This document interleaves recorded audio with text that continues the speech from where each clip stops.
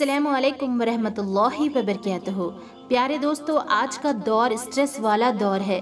مختلف مسئلے مسائل ہوتے ہیں، پریشانیاں ہوتی ہے، جاب کا الگ اسٹریس ہے، فیملی رسپانسبلٹیز ہوتی ہے ایکسیٹرا۔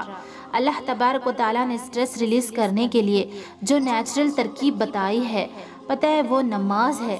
اس سے بہتر اسٹریس ریلیزر انسان کی زندگی میں کچھ بھی نہیں ہے۔ بہت سے لوگ یوگا کرتے ہیں، ایکسرسائز کرتے ہیں اسٹریس ریلیز کرنے کے لیے۔ جب اسلام نماز کے بارے میں بات کرتا ہے تو ہم ایک کان سے سن کر اس کو دوسرے کان سے نکال دیتے ہیں۔ اللہ رب العالمین کی طرف سے نماز ہمارے لیے گفٹ ہے۔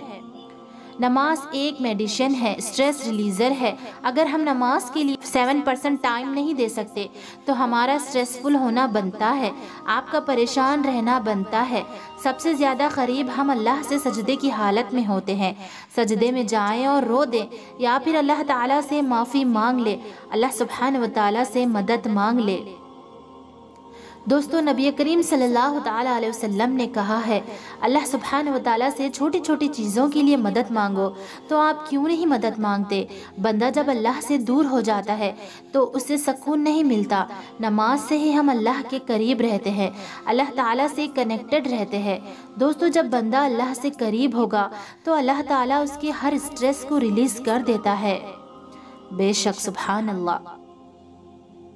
پیارے دوستو، اگر ہم اس طریقے سے نماز پڑھیں گے جس طریقے سے پڑھنے کا حکم ہے تو یقین جانیے 100% ہم اسٹریس فری ہوں گے۔ ہم نے نماز کو بہت سیریسلی لینا ہے۔ دنیا کی کوئی بھی چیز چھوڑ دے پر نماز نہ چھوڑے، چاہے ہمارے حالات اچھے ہو یا پھر چاہے برے ہو۔ نماز ہمارے ہاتھ سے نہیں جانی چاہیے۔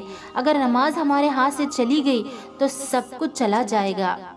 تو ہوپفلی انشاءاللہ تبارک و تعالیٰ it will be a beneficial reminder to you all۔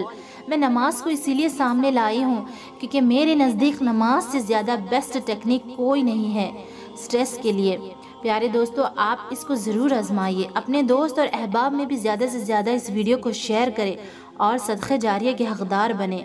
جزاک اللہ خیر۔ السلام علیکم ورحمۃ اللہ وبرکاتہ۔ اللہ سبحانہ و تعالیٰ کہنے سننے سے زیادہ ہمیں عمل کی توفیق عطا فرمائے، ہم سب کو 5 وقت کا نمازی بنائے تاکہ ہم ہمارے نبی پاک صلی اللہ تعالیٰ علیہ وسلم کے ساتھ جنت الفردوس میں رہ سکیں۔